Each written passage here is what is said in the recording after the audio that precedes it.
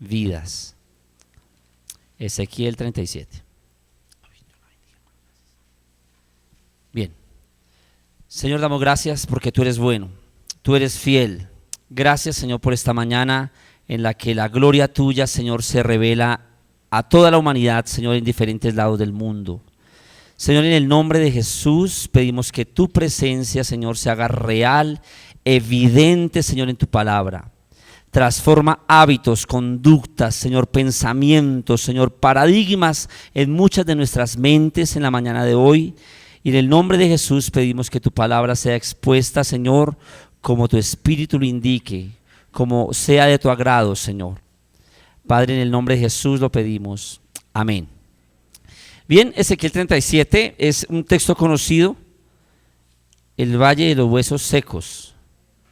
Le pusimos así un equipo de fútbol en el que pertenecí hace algunos años, le pusimos Ezequiel 37, porque todos parecíamos huesos secos. Pero acá Ezequiel nos revela algo muy especial, quiero que lo leamos, léelo allí, de pronto aparece allí en la imagen. Vamos a leer, en el nombre del Padre, del Hijo y del Espíritu Santo, y dice así: la mano de Jehová vino sobre mí y me llevó en el espíritu de Jehová y me puso en medio de un valle que estaba lleno de huesos. Y me hizo pasar cerca de ellos por todo el derredor, y he aquí que eran muchísimos sobre la faz del campo, y por cierto secos en gran manera. Y me dijo: hijo de hombre, ¿vivirán estos huesos? Y dije: Señor Jehová, tú lo sabes. Y me dijo entonces: profetiza sobre estos huesos y diles: huesos secos, oíd palabra de Jehová. Así ha dicho Jehová el Señor a estos huesos: he aquí yo hago entrar espíritu en vosotros y viviréis. Y pondré tendones sobre vosotros y haré subir sobre vosotros carne y os cubriré de piel y pondré en vosotros espíritu y viviréis. Y sabréis que yo soy Jehová. Profeticé pues como me fue mandado, y hubo un ruido mientras yo profetizaba, y he aquí un temblor, y los huesos se juntaron cada hueso con su hueso, y miré, y he aquí tendones sobre ellos, y la carne subió, y la piel cubrió por encima de ellos, pero no había en ellos espíritu. Y me dijo: profetiza al espíritu, profetiza, hijo de hombre, y di al espíritu: así ha dicho Jehová el Señor, espíritu, ven de los cuatro vientos y sopla sobre estos huesos, sobre estos muertos, y vivirán. Y profeticé como me había mandado, y entró espíritu en ellos, y vivieron, y estuvieron sobre sus pies un ejército grande en extremo. Amén. Dejemos hasta allí.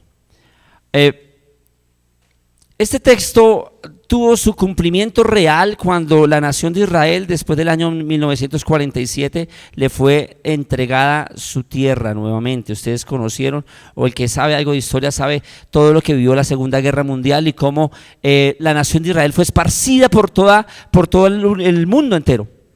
Y el primer barco que llega a lo que fue Israel, llega con estos judíos que habían estado en guetos, que habían estado perseguidos por Hitler. Llega un primer barco que los esperaba un rabino allí en una costa de Israel, en una parte donde desembarcaron, y el rabino dijo esa profecía, Ezequiel 37. Fue una profecía que se cumplió allí para ellos. Pero más que un relato histórico y una profecía que se cumplió con una nación, esto me está hablando de la conversión del hombre, de la conversión del ser humano. Amada iglesia, yo he pensado esta semana en que estamos fallando, y estamos fallando en algo coyuntural en nuestra vida cristiana, y es acerca del evangelismo. No estamos evangelizando, no estamos propagando la vida eterna, no estamos anunciando el evangelio de Dios, no estamos haciendo nada por la gente que está perdida. Estamos trabajando y estudiando en medio de valles de huesos secos y no estamos haciendo nada. Ahora, un muerto, un cadáver no tiene vida, ustedes lo saben, pero no puede hacer nada por salvarse. El muerto está muerto. No tiene nada que hacer para alcanzar la salvación. No puede hacer nada. Y usted leyó en el texto que solo el Espíritu de Dios, a través de la predicación de un hombre ungido, de una persona conectada con Dios, podrá traer lo que tengo allí como título, el poder del Evangelio. Pareciera que lo que tenemos nosotros es una filosofía. Pareciera que lo que tenemos nosotros en nuestro corazón es una forma de pensar, una de las tantas formas de pensar, y no la salvación eterna de las almas, no el mensaje salvífico que puede determinar la vida eterna de alguien. Nos hemos acostumbrado, iglesia, a ver las sillas vacías, a tener nuestra familia viviendo en pecado, y no estamos haciendo nada para cambiarlo. Lo que hemos propuesto, y el pastor nos ha indicado, es que en estos días pensemos sobre eso. ¿Cuántas personas están yendo a la tumba, al infierno, y nosotros estamos indolentes? No nos está pasando nada. Solo la predicación conectada con el Espíritu de Dios hará que esos huesos vivan. Pero una predicación correcta. Y eso es lo que pretendo en esta mañana, desnudar de alguna manera los errores que tenemos en el evangelismo. La falla que tenemos en la gran comisión es que es una ordenanza, no es la gran sugerencia. Es que nos toca, es que necesitamos hacerlo, no es si queremos, es la gran comisión, o sea, está puesto ahí y toca hacerlo. No es si tú quieres, no es si tienes habilidades, no es si te expresas bien, es que en tu mano y en tu predicación y con la presencia del Espíritu Santo está la salvación de las almas. Así que lo que yo leo en Ezequiel 37 es un valle de huesos secos, lo que tenemos en la humanidad. Te voy a mostrar algunos de estos cadáveres vivientes. Pasa el siguiente.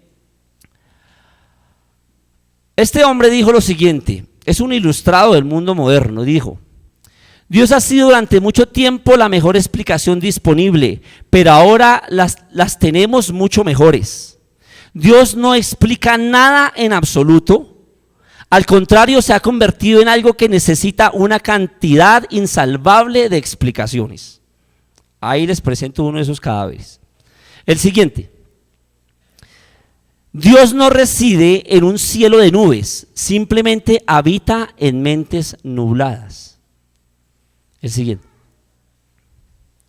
No puedo creer en un Dios que quiera ser alabado todo el tiempo. Federico Nietzsche. Sí. No existe tal cosa llamada niños cristianos, solo hijos de padres cristianos. La imposición de creencias a temprana edad debería ser considerada como una forma de abuso infantil. Siguiente. Dios seguirá viviendo, pero en la mente de quienes creen en Él. Una lápida. Sigue. Habiendo tantos dioses, ¿qué te hace pensar que el tuyo es verdadero? Creo que ese es el último, o no sé si hay otro. Si Dios es amor, el amor es un sentimiento. Y los sentimientos son reacciones químicas del cerebro. ¿Dios es una reacción química del cerebro? Y ahí está. Ese es el mundo en el que estamos. Ese es el mundo que tenemos alrededor. Claro, ellos son ilustrados y lo pudieron relatar y colocar de alguna manera en una frase célebre. Pero la señora de la esquina que tiene su tienda y que es analfabeta, piensa lo mismo, solo que no lo puede expresar. El señor que trabaja con un camioncito, que jamás pisó una escuela o una universidad, piensa exactamente lo mismo, pero no tiene cómo redactarlo. Pero esos son cadáveres. Vivimos en medio de cadáveres. Tu vida y mi vida están moviéndose en medio de un cementerio de gente. Gente que está perdida y se me eriza la piel con solo pensar que está perdida eternamente. Es que es eternamente. A no ser porque el Espíritu les despierte. Pero el Evangelio está siendo predicado de una manera light. Está siendo predicado de una manera suave. El Evangelio rebajó sus estándares, rebajó su nivel, cuando el evangelio siempre ha sido como una característica escandaloso. Siempre el evangelio fue escandaloso. Antes de Jesús, durante Jesús y después los primeros cristianos presentaron un evangelio escandaloso, pero hoy la iglesia está preocupada de qué manera hago para ser relevante en este mundo moderno, y se ve ridícula tratando de ser relevante en este mundo moderno, porque ya hemos perdido lo escandaloso. El filo de la espada se ha perdido. Ya no es una espada que corta, es una espada que allana. No corta. Ese es el evangelio que se está ofreciendo hoy en día. Y entonces, al no haber el poder del evangelio, que es el Espíritu Santo, ¿cómo hacemos para que los muertos vivientes, para que estos muertos vuelvan a la vida? No está el Espíritu en los púlpitos, no está el escándalo del evangelio. Romanos 1:16, quiero que lo miremos. Romanos 1:16 es un texto muy conocido. Dice de la siguiente manera: porque no me avergüenzo del evangelio, porque es poder de Dios para salvación a todo aquel que cree, al judío primeramente y también al griego. Pablo está diciendo que no se avergüenza del evangelio, y nosotros lo aprendimos en la escuela dominical. Ese texto fue uno de los que nosotros aprendimos. Pero sí había razones para que Pablo se avergonzara del evangelio que estaba predicando. Claro que las había. Es como si James Rodríguez dijera: yo no me avergüenzo de jugar fútbol. Uno dice: ¿este tipo qué está diciendo? Pero es algo así: yo no me avergüenzo del evangelio que predico. Pero es que Pablo sí tenía razones para avergonzarse del evangelio que él predicaba, porque todo lo que él decía iba en contra de su cultura. Todo, absolutamente todo. Todo iba en contra de lo que los demás pensaban. Por eso dice y lo menciona al judío primeramente y también al griego. Porque para el judío Pablo predicaba un Dios hecho carne, que eso era una ofensa, era la peor de las blasfemias.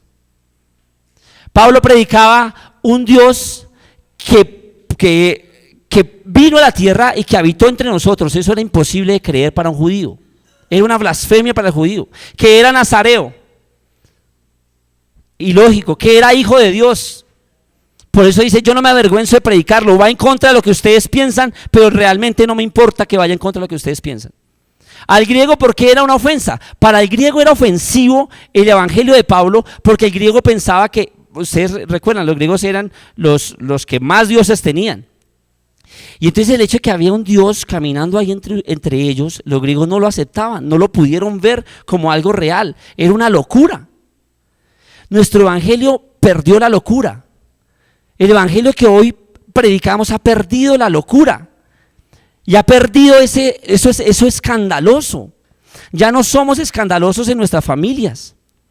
No somos escandalosos. Lo que pensamos no escandaliza a nadie. Al contrario, nuestros auditorios se están llenando de políticos, de actores, de cantantes, de gente de la alta sociedad y de la alta alcurnia, porque es un evangelio totalmente fácil de creer.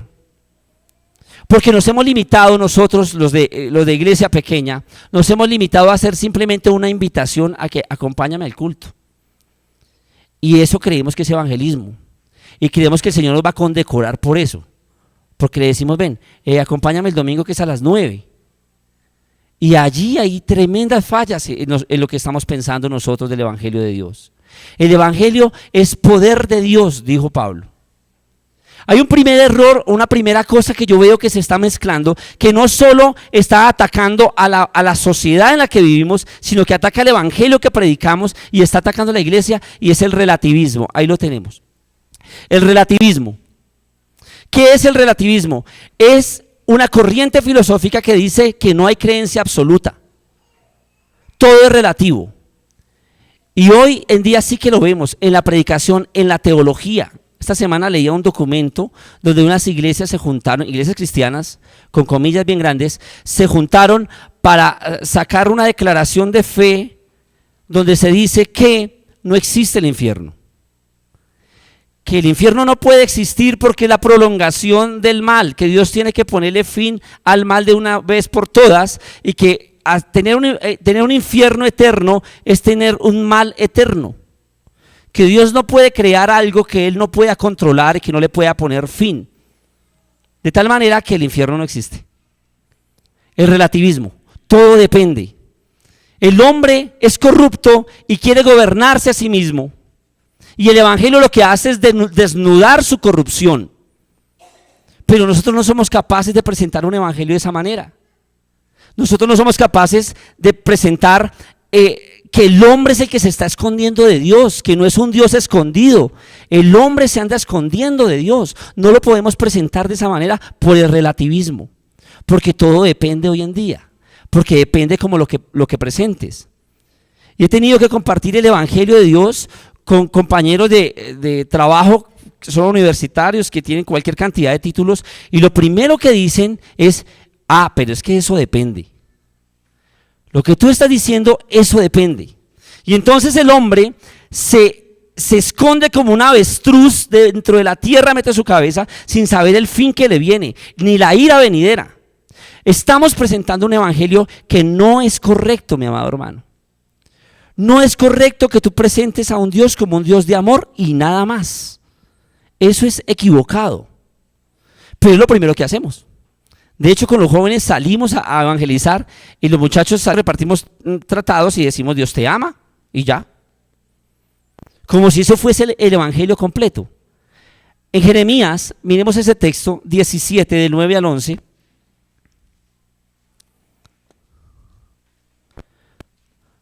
Dice: engañoso es el corazón, también es muy conocido, más que todas las cosas, y perverso, ¿quién lo conocerá? Sigue. El 10. Yo Jehová, que escudriño la mente, él mismo se responde: ¿quién lo conocerá? Pues yo Jehová, que escudriño la mente, que pruebo el corazón para dar a cada uno según su camino, según el fruto de sus obras. Y sigue el que quiero enseñar. Dice: como la perdiz que cubre lo que no puso, es el que injustamente amontona riquezas, en la mitad de sus días las dejará, y en su postrimería será insensato. Como la perdiz. ¿Sabe qué? Yo estudié esto esta semana. La perdiz, o una especie de codorniz, ella pone sus huevitos, pero sus huevos se pierden. Y entonces hay otra ave que se llama el cocú. En otras regiones de Latinoamérica se llama el cuco o el cocú. Y ella aprovecha y pone sus huevos cuando la codorniz sale, y cuando llega la otra le empolla los huevos al cocú. Y ella jura que son sus propios huevos. Y empolla lo que no puso. Y a viento y marea se defiende y defiende sus huevos, pero no son de ella. No son de ella. Está bueno para armar una novela de esas venezolanas bien buena. Anda criando unos hijos que no son propios, defendiéndose con algo que no es de ella, y lo mismo hace la humanidad hoy en día, defendiendo un argumento que no es propio, que lo aprendió o de su padre o de su abuelo o lo leyó.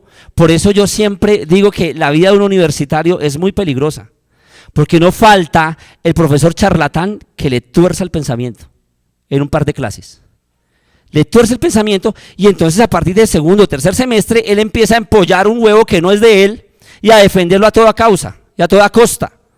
He tenido los grupos de jóvenes que he pastoreado, jóvenes vegetarianos, defendiendo un huevo que no es de ellos, pero le defienden a toda costa. Entonces no se comen un pollo asado porque no, y tienen toda una cantidad de argumentos, cuando deberían defender de esa manera el evangelio de Dios, el evangelio de Cristo. Vivimos en un mundo del relativismo, donde el problema que tiene la humanidad no es el intelecto, que allí nos está fallando nuestra predicación. El problema de la humanidad no es el intelecto, sino la voluntad. El problema no es la mente, sino el corazón. Entonces nuestro evangelio no puede acomodarse. Bueno, está bien, incuba tu huevo que yo incubo el mío, porque todo depende. No puede ser así. Nosotros no podemos dar el brazo a torcer porque está perdiendo el filo, la espada que blandemos. Está perdiendo el filo, está perdiendo lo escandaloso.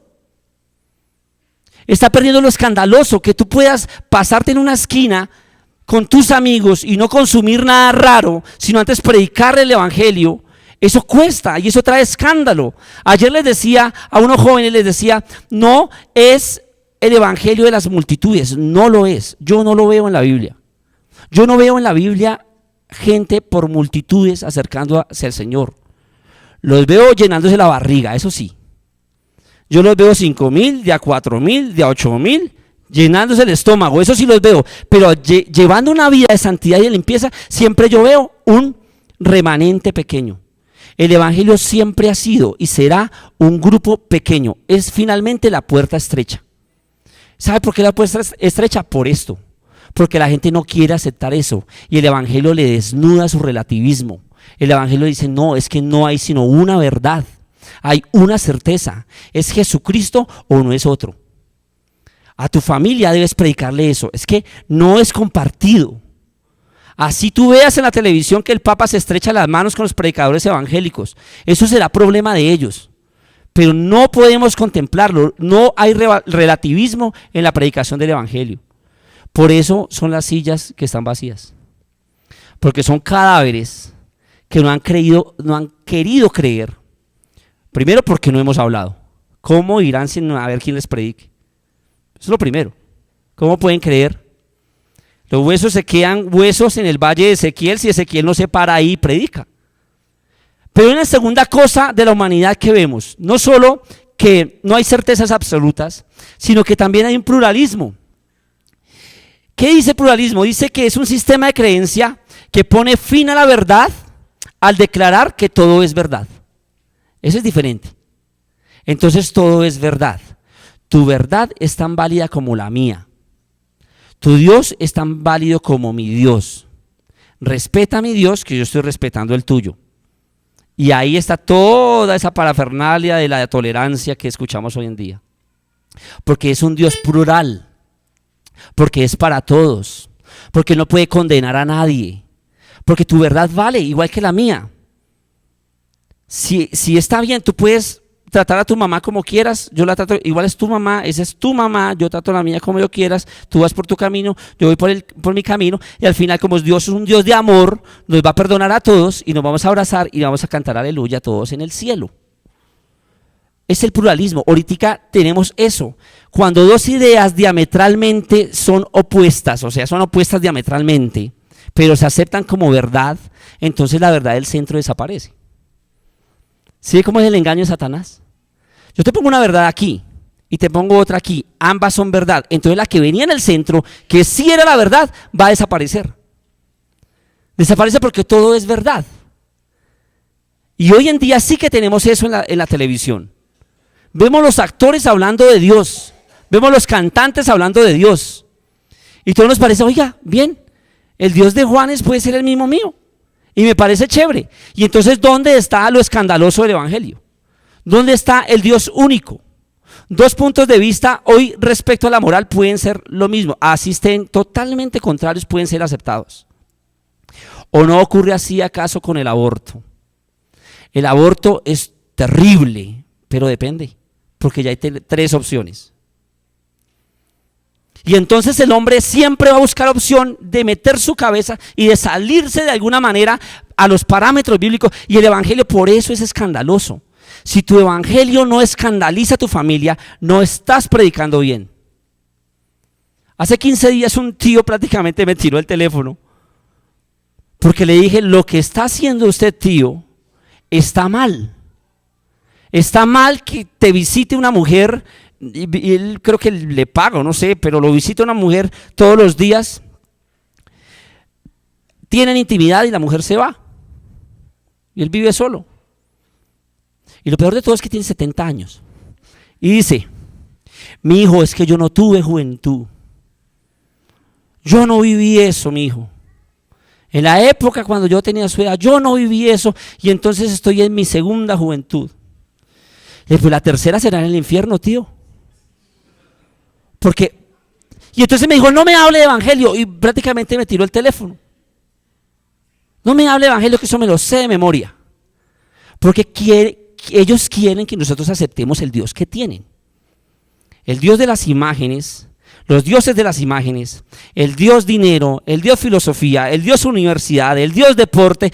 Ellos quieren que nosotros aceptemos eso. Por eso el evangelio tiene que ser escandaloso. Por eso los mataban. Por eso los crucificaban, por eso sufrieron. ¿Qué te hace pensar que nosotros somos distintos? ¿La gracia? ¿Acaso Pablo no estaba bajo la gracia? ¿Acaso Pedro no estuvo bajo la gracia y murió crucificado con los pies para arriba? ¿Qué te hace pensar que nosotros no vamos a sufrir persecución? Pues es el evangelio light que estamos viviendo. Josué lo dijo claro: si Baal es Dios, hágale por ahí, mijo. Pero si Jehová es Dios, seguidle, seguidle. Entonces, hoy en día se está transformando la frase Jehová es Dios a Jehová es un Dios. Y son solo 2 letras. Jehová es un Dios. Jesús es un Dios. No, Jesús es Dios. Es el único Dios. El evangelio debe predicarse de esa manera. Es que es el único, no hay otro. Si tú no aceptas a Jesús, como te lo estoy ofreciendo yo, que sí es amor, te castigará. Te castigará. Isaías 66 nos ofrece un texto que nos aclara esto de una manera. De hecho, pues predicar un evangelio de esta manera escandalizaría a cualquiera. ¿Tú te imaginas en una reunión de empresarios si uno salir con Isaías 66, 24, por ejemplo, y decir de la siguiente manera: y saldrán y verán los cadáveres de los hombres que se rebelaron contra mí, porque su gusano nunca morirá, ni su fuego se apagará, y serán abominables a todo hombre. ¿Quién acepta eso? Eso es un escándalo. Este tipo me va a decir que yo voy a morir lleno de gusanos y que los gusanos no se van a morir nunca, que voy a estar atormentados y el fuego no se apagará jamás. El Señor Jesucristo lo dijo en Mateo también, y en Marcos también habló del infierno. Claro, predicar el infierno es escandaloso, no nos gusta, pero habrá que hacerlo. Habrá que hacerlo. El Dios de amor que tanto proclamamos es un Dios que también es fuego. Es un Dios que donde la gente no acepte a Cristo de corazón, les va a ocurrir esto. Y entonces tenemos el relativismo, el pluralismo, y tenemos el peor de todos, que se llama el humanismo. Allí está en la siguiente diapositiva. Sacar a Dios de su conciencia y su cultura haciendo honor a sí mismo. Ese es el humanismo.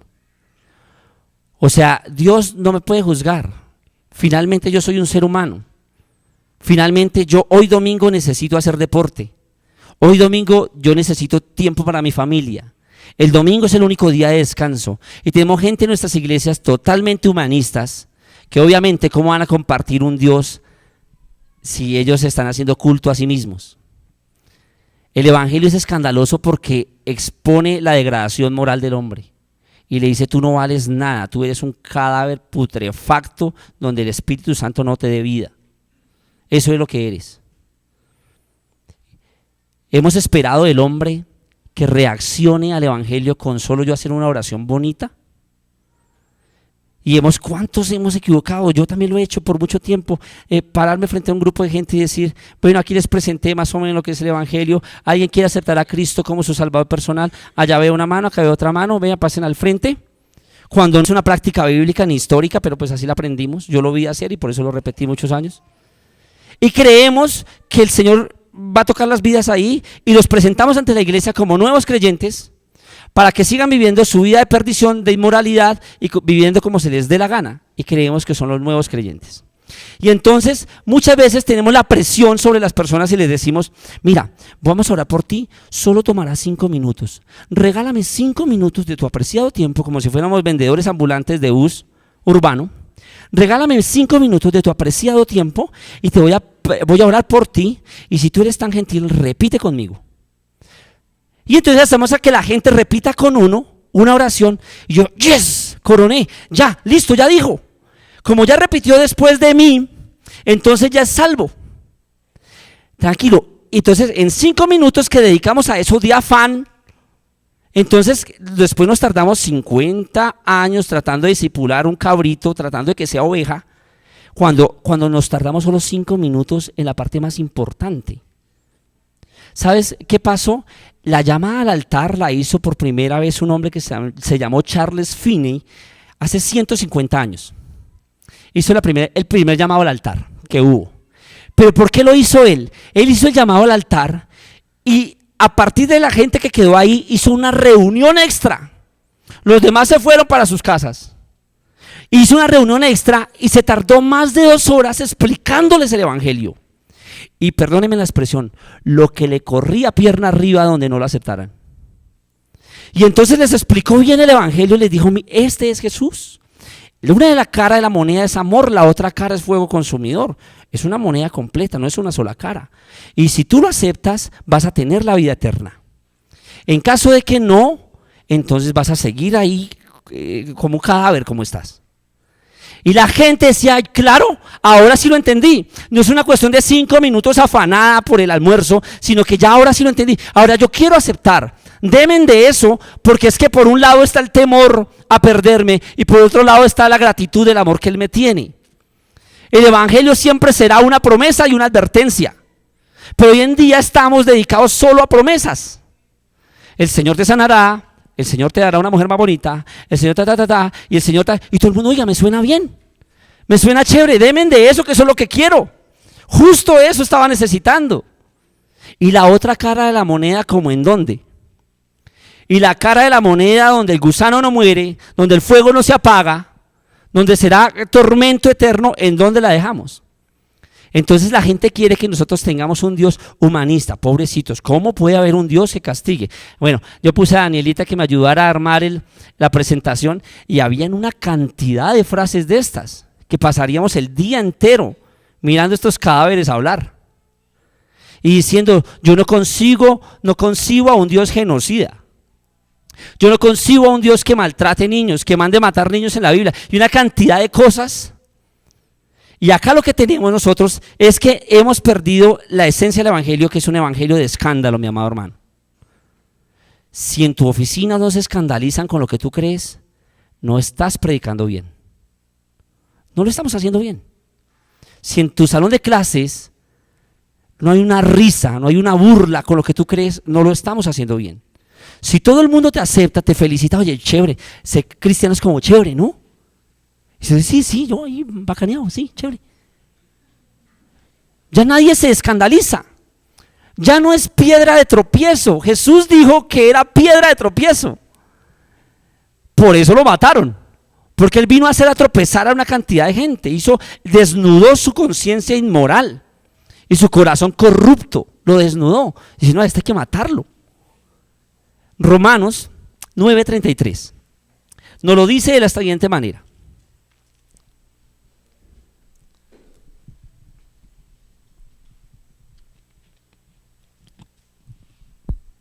Como está escrito, he aquí pongo en Sión piedra de tropiezo y roca de caída, el que creyere en él no será avergonzado. Eso es el evangelio. Pongo para que se tropiecen, para que se caigan, para que se enreden, para que con la piedra les dé piedra. Les dé piedra que tú seas virgen. Les dé piedra que tú vayas para la casa el viernes en la noche. ¿Pero por qué se va a ir? Como me dijo un compañero de la universidad una vez, yo estaba a punto de casarme y me dijo, ¿a qué se va? ¿Verdad que, a usted le quedan como 15 días para casarse? ¿Verdad que usted tiene que llevarle su mujer al pastor para que se la purifique? Y lo dijo delante como de 15. Y me dio piedra. Y entonces le dije, mira, lo que tú has dicho puede ser castigado. Y yo no sé, sentí como un calor en la cara, le dije, el lunes, eso fue un viernes, el lunes vas a tener que pedirme perdón por lo que acabas de decir. Y me fui para la cara, casi me fui. El lunes a las 8 de la noche me dijo, Nelson, vengo a pedirle perdón. El sábado de la mañana mi mamá se murió. Y cuando la estábamos velando, la estábamos sepultando, yo sentí que había sido como un castigo de lo que yo te dije. Dije, no, pues yo realmente no lo deseaba. O sea, perdóneme, me dio esta embarrada. Yo dije, yo no lo deseaba, perdóneme. Pero la gente no quiere oír. La gente es humanista. La gente perdió el tropezadero. Tú en tu familia eres la piedra en el zapato.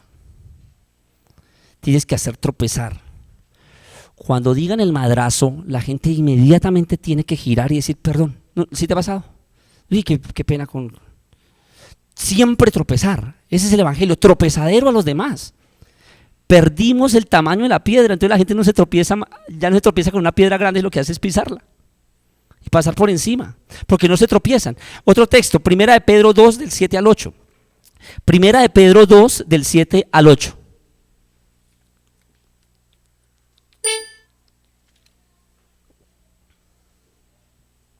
Y dice: para vosotros pues, los que creéis, Él es precioso. Amén. ¿Es precioso o no? Es hermoso el Señor.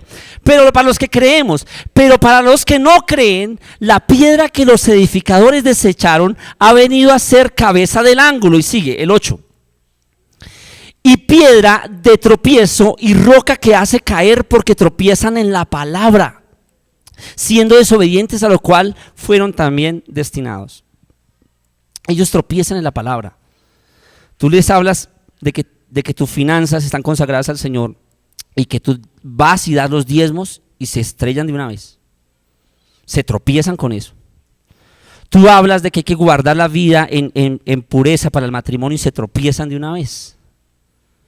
Tú hablas de que, mire, esa película es de terror, hay un poco de descabezados, un poco de muertos ahí. Esa película no, quítela, apáguela.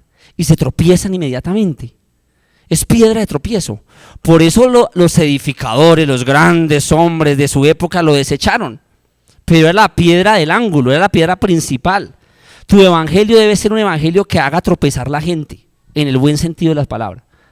No que lo haga tropezar por estar echando pola ahí hagas tropezar a más de uno. No, que los hagas tropezar porque han guardado la verdad.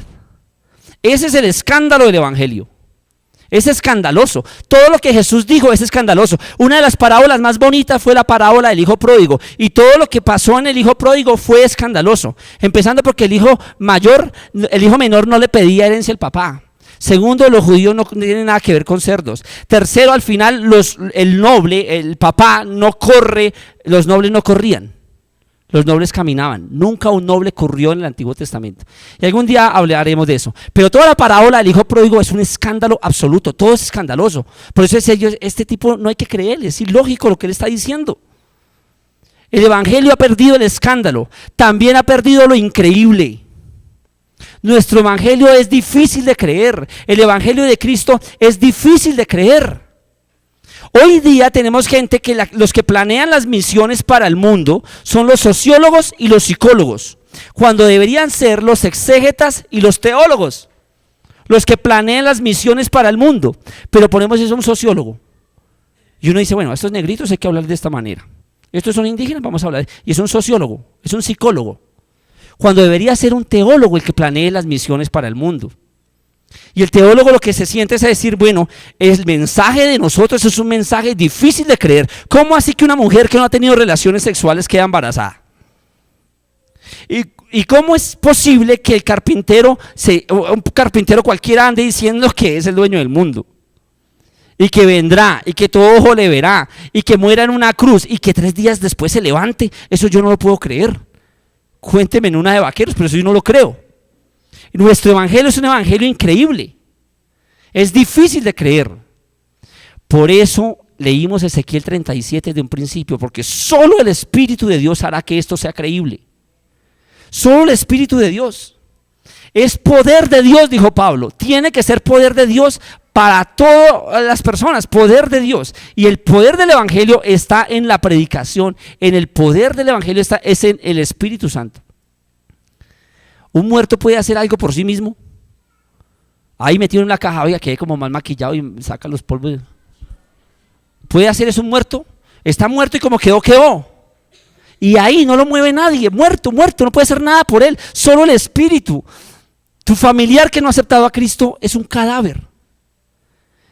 Por ahora tú lo ves caminando, pero es un cadáver, es una muerte eterna, a menos que el Espíritu de Dios le alumbre.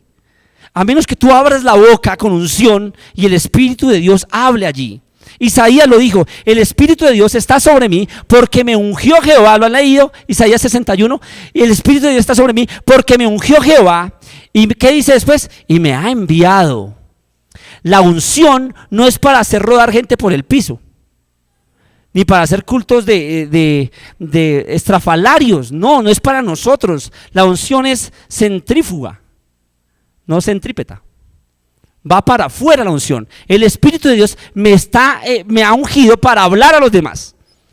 Y el texto dice, Isaías 61:1, dice, y me ha enviado para anunciarles que se van a levantar, que se van a restaurar, el año agradable, Pero después dice que apertura de la cárcel, el 2, ya que lo buscaste, libertad a los cautivos, apertura de la cárcel, dice a proclamar el año de la buena voluntad, todo lo bonito, y mire lo que dice la mitad, y el día de venganza del Dios nuestro. Esa es la otra cara de la moneda. El día de venganza, o sea, papá, mamá, hermana, hijo, abuelo, en caso de que tú no creas, el Señor se va a vengar de ti. Y se va a vengar de ti de la peor manera. Así que te conviene creer. Hazlo por tu bien, te conviene creer. Eso hará que la gente, o por obediencia o por temor, vaya a la iglesia, atienda el llamado, escuche la voz de Dios. Y entonces, es un mensaje increíble. Nosotros hemos pervertido la predicación del evangelio y somos culpables los predicadores. Somos muy culpables porque decimos a la gente, Dios te ama. ¿Verdad? Dios me ama. ¡Ay! Yo también me amo. Y tiene un plan maravilloso para tu vida. ¡Ay! Yo también tengo un plan maravilloso para mi vida. Ese es mi Dios. Ese es el Dios a mi medida. Está perfecto. Dios me ama y tiene un plan maravilloso para mi vida. ¿Cuántas veces hemos predicado el evangelio de esa manera errada? Sí, Dios nos ama y tiene un plan maravilloso, pero eso es solo una parte de la verdad. Empezando que no es ni bíblico ni histórico. Hay autores de libros, que no voy a mencionar sus nombres, pero por los títulos de los libros te la cogen. Alguien que dice, tu mejor vida ahora. Sueña y ganarás el mundo. Y entonces es un evangelio barato en el cual lo que se hace es una exaltación al humanismo.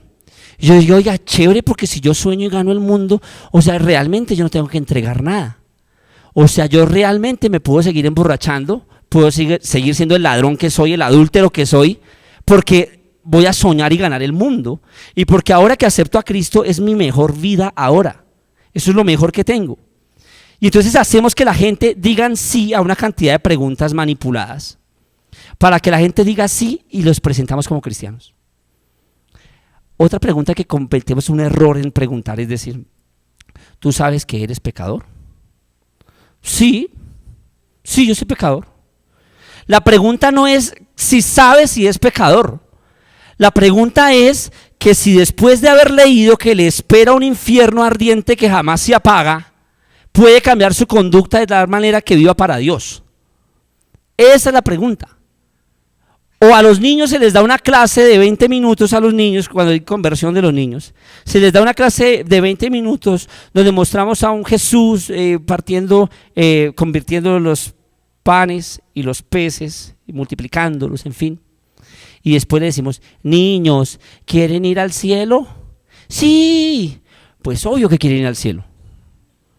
Porque eso es un cuento de hadas, es un final feliz, como Pulgarcito, como cualquier otra historia bonita, donde el príncipe se casa con la princesa y todo sonó bonito. Pero ¿qué tal si a un niño lo cogemos, no para meterle terror, que no pueda dormir nunca más, sino para decirle, mira, hay un cielo y hay un infierno, hay un lugar bonito y hay un lugar muy feo, y si tú dices malas palabras y si tu vida se comporta como se comporta tu papá, entonces lo más probable es que vas a estar en el lugar muy feo, y por temor o por lo que sea va a aceptar a Dios con las dos caras de la moneda desde pequeñito. Pero no lo estamos predicando de esa manera. Pregúntale a alguien que si sabía que era pecador. Claro que sí, él lo sabía, lo sabe desde un principio y lo disfruta. Él sabe que es pecador y está feliz, está relajado. Se le preguntó a una denominación y les dijo, el 60% de sus creyentes, de sus convertidos, no asisten a la iglesia. ¿Qué error pueden estar cometiendo ustedes? Y lo primero que dijeron fue el discipulado. Realmente tenemos que reforzar el discipulado porque nos estamos equivocando allí. Ahora, no tengo nada en contra del discipulado, pero realmente no es el discipulado. Realmente fue una oferta, una publicidad engañosa que se hizo desde un principio, Y la gente, movida por una emoción, dijo: sí, yo paso. A propósito, le voy a confesar una infidencia. Me fui a un concierto, yo siempre quise conocer a Richie Ray y Bobby Cruz, unos pastores cristianos que hacen música salsa. Los quise conocer siempre desde niño. Mi papá tenía cassette y crecí escuchando su música. Y algún día donde allí la carismática los trajo, pero yo ya estaba grande y entonces yo dije: no, quiero conocerlos. Y tenía su música, había coleccionado lo que antes se llamaba cassette, ¿lo recuerdan? Y tenía los cassettes y yo dije: voy a que me firmen un cassette. Y entonces, después de su concierto, Richie Ray dijo: vamos quiero ver la mano levantada de la gente que quiere aceptar a Cristo. Bueno, hizo la decisión de fe, lo que llamamos la mal llamada decisión de fe, también la hizo él. Y yo aproveché, pero es como un cordón de seguridad enorme. Y dije: ¿a qué horas voy a tener un autógrafo de este? Pues dije: yo también. Y pasé, y me convertí ese día. Y ahí oraron por mí, y los sugieres estaban felices, pero yo iba por mi autógrafo.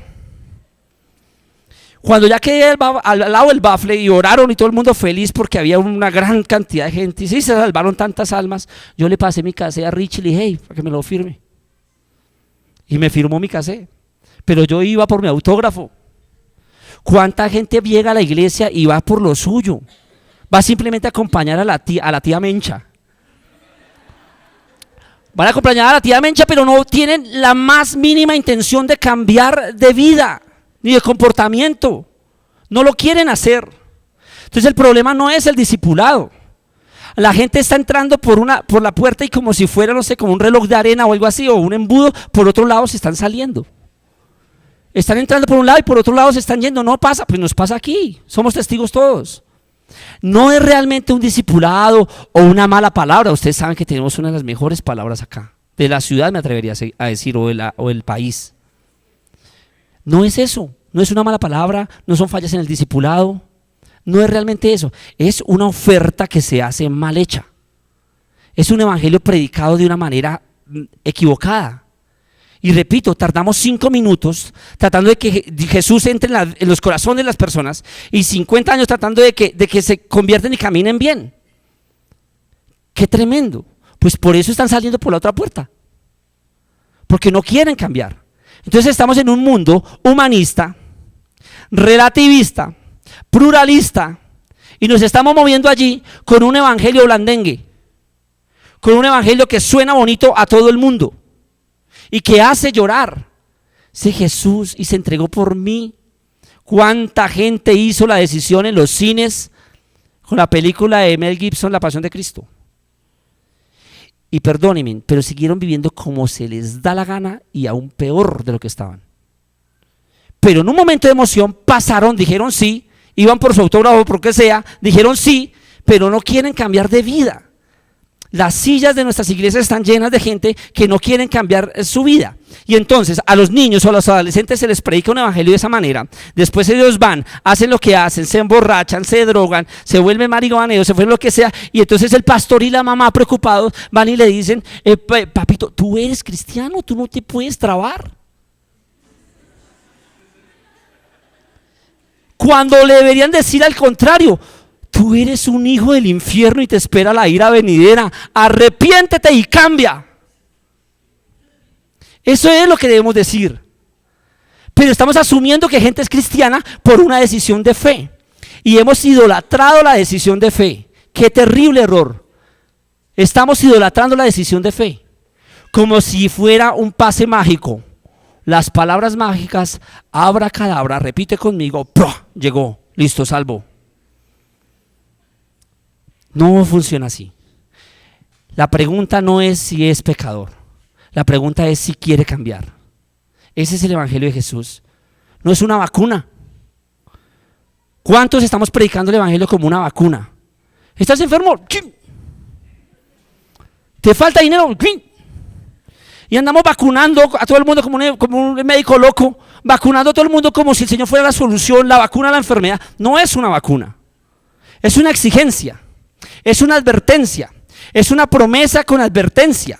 No se está predicando la regeneración. Tú tienes que cambiar, tu vida tiene que cambiar a partir de hoy que has conocido, o vas a ser juzgado por eso. Hay un texto que está en Hechos 16:14, una conversión hermosa que aparece allí.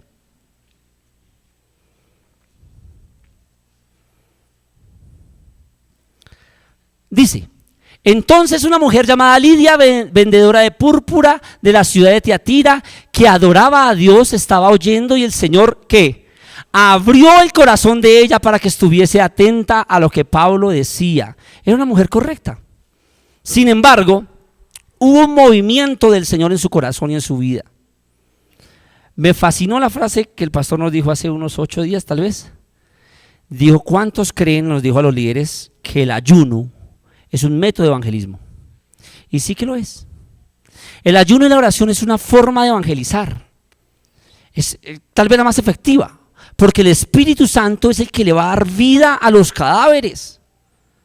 Es el Espíritu Santo el que hace subir carne. Usted lo leyó. Hace que el hueso se junte con su hueso y que suba carne y que haya vida. Si el Espíritu no hace nada, tú puedes hacer el concierto que sea, traer al conferencista que sea, y no va a pasar nada. Pero hemos hecho de la oración de fe, del llamado altar, un Dios. Yo he llevado amigos al cristianismo o a la iglesia, y cuando el pastor hace el llamado, yo como que ven, te acompaño. Y le echo el brazo y lo paso allá, como si en el solo hecho de pasar acá estuviese la salvación del hombre. El problema no es que pase, el problema es lo que haga de esa puerta para afuera y cómo va a vivir de aquí en adelante. Entonces la oración de fe, como si hemos hecho como es un Dios. Pasen al altar, silencio, silencio, silencio. Pasen al altar, allá veo una mano, allá veo otra, silencio, el Espíritu de Dios está aquí, se están salvando. Puede que sí. Tú me dirás: oiga, pero yo me salvé así. Puede que sí. Pero eso no es un Dios, ni es el único método. Entonces, ¿cómo hizo el pobre ladrón que no se pudo desclavar de la cruz para pasar al altar? A él le tocó aceptar ahí todo clavado como estaba, le tocó aceptarlo. Porque la actitud es del corazón, tiene que ser del corazón. Así que simplemente esta mañana, mi amado hermano, es un llamado a que presentemos a Dios como es. El poder del Evangelio está en las dos caras. El poder del Evangelio está en el Espíritu Santo que obra. El Señor Jesús nunca dijo: repita conmigo. ¿Lo puedes notar en la Biblia? A ver, los 5,000, repitan conmigo. Y me gano 5,000 de una. ¿Qué fue lo que dijo? Sígueme. Ah, ¿quieres venir en por de mí? Bueno, deja tu cruz. Pero al contrario, toma tu cruz y sígueme. Sígueme. Nuestras estrategias están fallando, mi amado hermano. Estamos fallando en nuestras casas, en nuestras familias. No sé si el Señor algún día tendrá una reprimenda para nosotros por no hablar correctamente.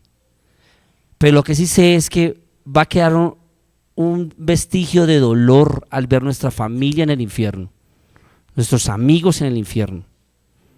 Si ellos se condenan por no creer, es problema de ellos, pero que no se condenen porque tú no hablas, o que no se condenen porque tú estás hablando el evangelio light y el evangelio suave. Entonces, quiero rematar con 1 Corintios. Con ese texto ya salimos. 1 Corintios 2:4.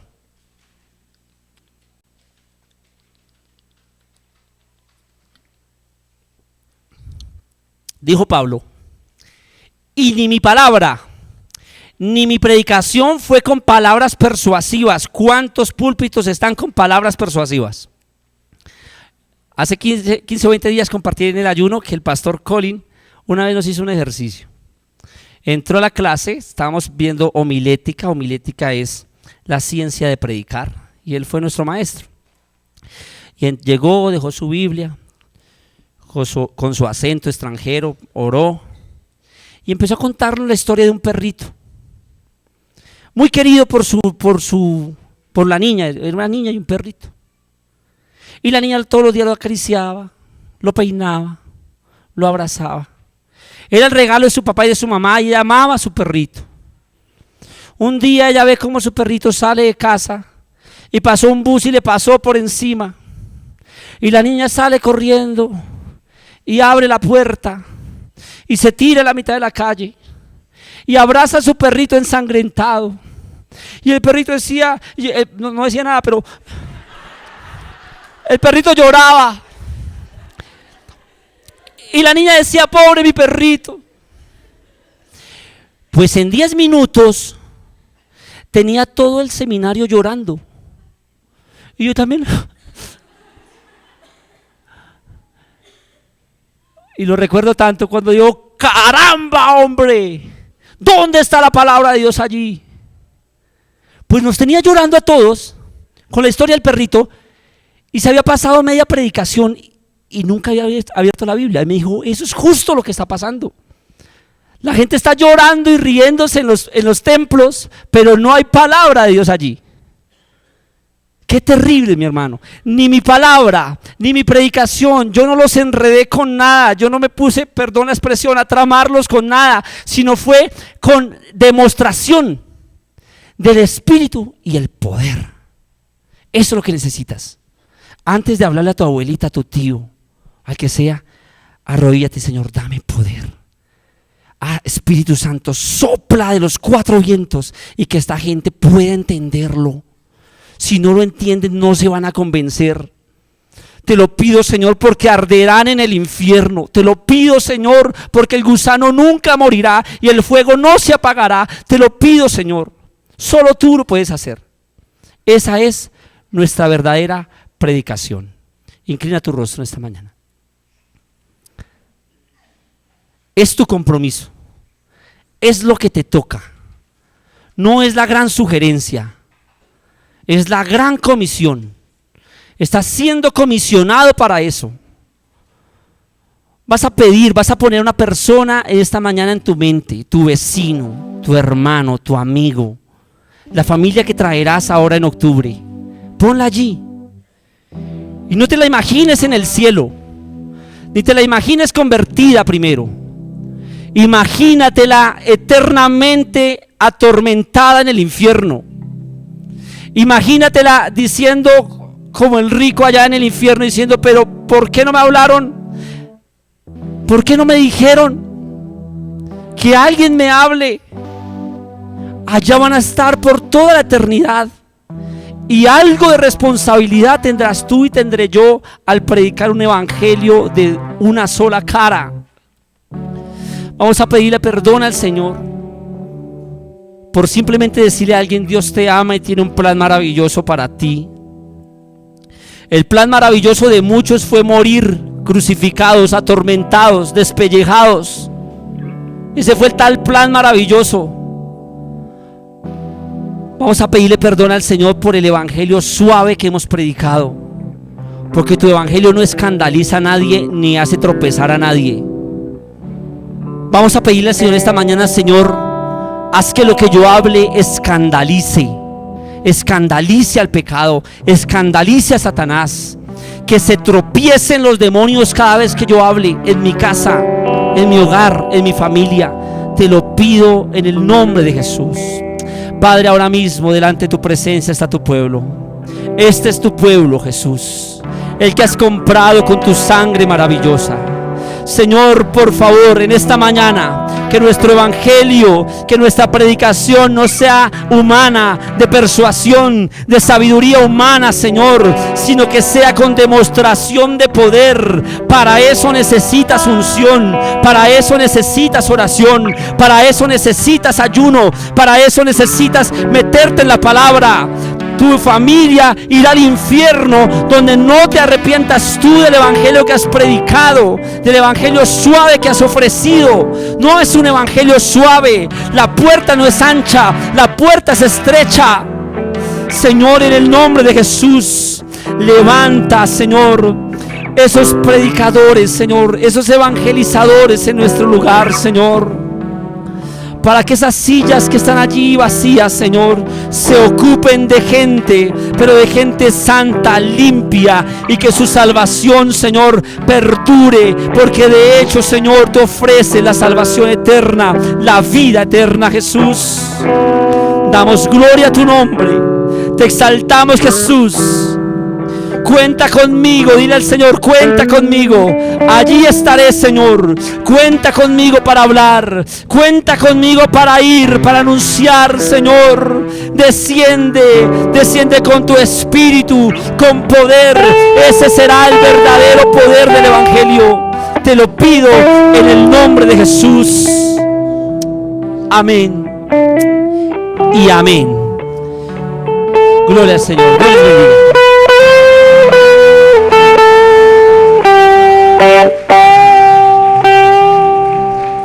Aleluya. Sí. Póngase en pie, por favor. Sí, Señor. Levanta tus manos. Siento que debemos ministrar un poco más. Levanta esas manos al cielo. Vas a decirle: Señor, rompe los obstáculos, lo que me impide ser un vocero tuyo, Señor. Levanta tus manos al cielo. Padre, nos declaramos libres de temores. Fuera de mi vida todo temor. Me declaro libre de todo miedo, toda atadura que el enemigo haya colocado sobre mi vida, Padre.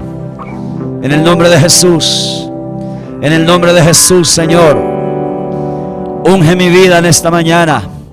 Trae una unción evangelística, una unción evangelística sobre las familias, sobre los jóvenes, sobre cada persona que está aquí en esta mañana, Padre.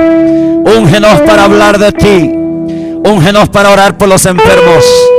Úngenos para salir a las calles. Úngenos para hablar a la familia. Úngenos para irradiar, Padre. En el nombre de Jesús, levante esas manos. Ore para que Dios lo unja. Ore para que el Señor lo unja en esta mañana. Vamos a salir acá con un fuego. Con un fuego. Un fuego de Dios para evangelizar. Un fuego del Espíritu para decirle a papá y a mamá que necesitan a Cristo, que necesitan arrepentirse. En el nombre de Jesús, Señor, levanta un pueblo valiente, un pueblo aguerrido, un pueblo ungido. Úngenos en esta mañana. Yo recibo esa capacitación, recibo esa unción en esta mañana. Espíritu de Dios, me unges. Espíritu de Dios, me unge. Espíritu de Dios, me liberas. Me liberas, me liberas, me liberas de temores, de miedo, de obstáculos. Me liberas de todo conformismo, toda religiosidad, toda creencia falsa, todo lo que me impide, Padre, poder ser efectivo, poder ser un mensajero, un embajador. Me declaro libre en el nombre de Jesús. El Espíritu de Dios sobre mí en esta mañana. El Espíritu de Dios sobre mí. Abro mis labios y tú me llenas mis labios de palabras, de fuego, de mensaje para el mundo, para la familia, Padre. En el nombre de Jesús, yo me declaro en esta mañana la unción de Dios, la unción del Espíritu sobre mi vida, para proclamar a los cuatro vientos que Cristo es el Señor. En el nombre de Jesús recibo, Padre, recibo la unción, Padre, en esta mañana, para impedir que mi familia vaya al infierno. Oh, en el nombre de Jesús, levante sus manos por nuestros vecinos. Levante sus manos por nuestros vecinos. Hay miles de familias que van al infierno, hermano, que van camino al infierno. Levante esas manos allí. Dígale: Padre, bendigo a nuestros vecinos, los vecinos de la iglesia, los bendigo hoy. Quita esa ceguera, Padre. Quita esa ceguera católica, quítala, Padre. Esa ceguera de adoración falsa, quítala. Esa ceguera de tradición, quítala, Padre. Esa maldición de catolicismo en sus mentes, en sus corazones, en sus emociones.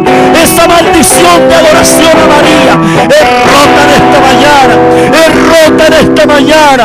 Todo catolicismo es roto en sus mentes, en sus corazones. Estas barreras, estos obstáculos que les impiden creer.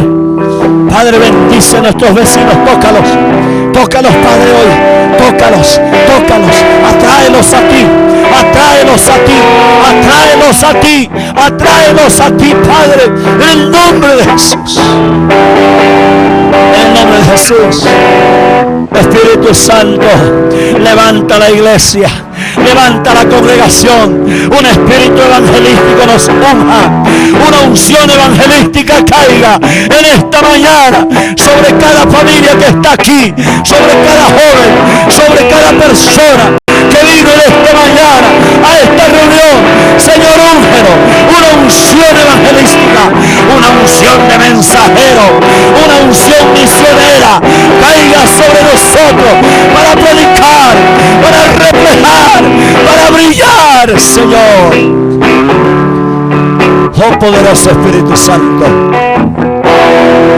poderoso Espíritu Santo, levante las manos conmigo y diga esto: Señor Jesús, me uno a tu proyecto, me uno a tu propósito de salvar, de restaurar, de cambiar las vidas y las familias. Me rindo a ti y me uno al palpitar de tu corazón por los perdidos.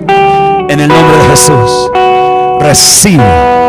recibo juntamente con el mensaje que he escuchado en esta mañana, recibo la unción del Espíritu para obedecer. Dígalo: para obedecer la gran comisión. En el nombre de Jesús. Amén y amén. Que Dios lo bendiga.